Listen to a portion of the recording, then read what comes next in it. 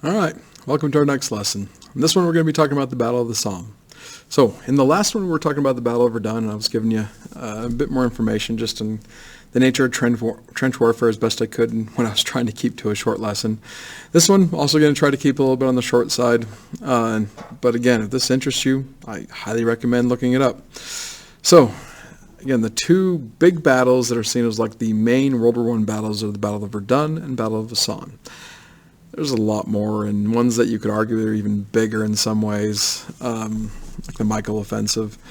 But anyway, Passchendaele, Holy Cow. We'll get to those ones later. But these two kind of top the list. It's just like, this is World War I in a nutshell.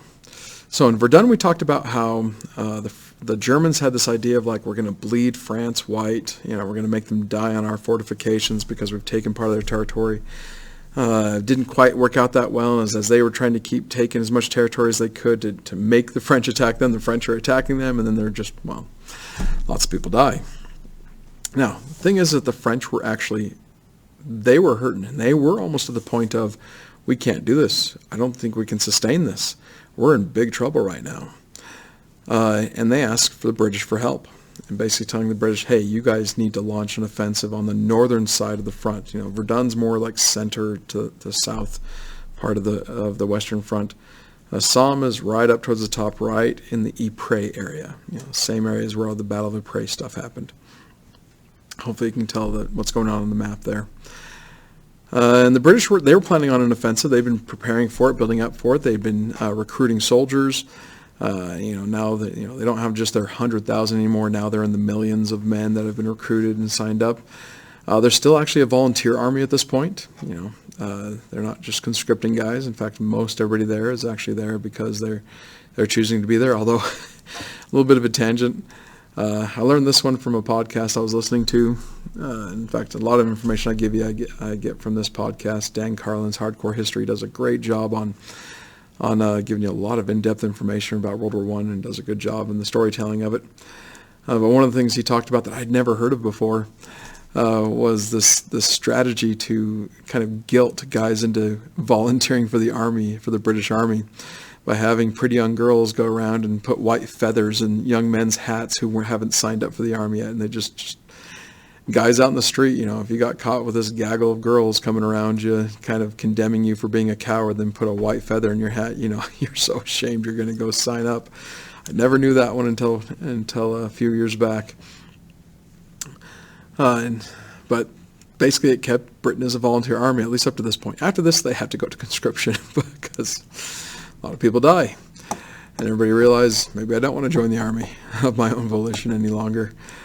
But that being said, they have this big army. It's kind of trained, not really. It's just they have a lot of guys. They're outfitted as best they can. And they're not ready for an offensive yet. But the French are just begging. Please, you need to take some of the pressure off of Verdun. We can't take this. I think we might lose if we don't have some help here. So the British, they've been preparing and having all these ideas of like, this is how we're going to break to the front. They have tons of different ideas that they get into, and I'll actually on the next slide I'll be discussing what those ideas are. But they decide to do this early. So like, not everything's in place yet, but they think, all right, the Germans are definitely really, they're having a hard time down there in Verdun. Most of their guys are down there. We should have an easy time of attacking here, so maybe we can do this. So the British decide to attack, and this initiates what's called the Battle of the Somme. Now, in the Battle of the Somme, it opens up, I'll put both of those up there. It opens up with a massive artillery barrage, just like the Germans did. It's not sprinkler fashion like the German barrage was, as far as my understanding goes. It's more just psychological in nature. Doing damage, of course. Artillery is always going to do damage. But they're hoping to just, in a way, soften up the Germans, put as many guys into shell shock and just inability to fight after a week-long barrage. The picture I have on the left there is a picture of just one of the massive ditches where they throw all the empty cartridges or the shells, shell cartridges for the artillery that they've been firing. And if you're just looking at how big those are, those are big shells. So, other things they actually were trying is that they'd been digging under the trenches. And there's a lot, I'm not going to go too much into this, but there's a lot of stories where, like, the British will be digging underneath German trenches. The Germans will find out about it. They'll start trying to do counter trenches they'll be digging underneath, in the idea of trying to collapse the British, or maybe them trying to dig all the way under the British as well. The British are doing more of this, though. And you kind of have this battle between both sides underneath the ground. Like, I do not want to think of what that fighting must have been like when you're firing a gun in like a 3x3 area or hole. Anyways, it's kind of crazy to think about. But the British were fairly successful in digging a lot of trenches underneath the German lines and placing explosives. And on the day of the attack, they explode a lot of those. They detonate a lot of those explosives they put underneath. Unfortunately, there's only a few that did fairly well. Like the one you see right there. I actually don't think that one's part of the Battle of the Somme. I think it's just the biggest one ever to happen. I can't remember the name of it. Could be wrong. Need to look it up again. I'm sorry. But it's huge. That explosion right there is huge. And they had a lot of explosions, probably smaller than that, but still big, that happened along the Somme front on the Germans. Problem is they misjudged many times where they put those explosives. Sometimes they exploded behind the German line, sometimes in front, sometimes they're too deep to where they didn't really, it causes an earthquake, but it doesn't stop, ruin the line. And then other times, yes, it was successful, and a lot of Germans got blowed up. The British were more successful in those areas where the explosives were successful. Sorry. It's the morning, and I'm already having troubles. I apologize. So, just some pictures from the Battle of the Somme or other things they're using. One, I show the picture of the gas mask and the machine guns to give the idea that that's an ever-present danger. But then you just see this idea of just the destroyed landscape because of like that week of shelling that I talked about, and just everything else that happens. Just a beautiful land turned into a desolation and a living hell.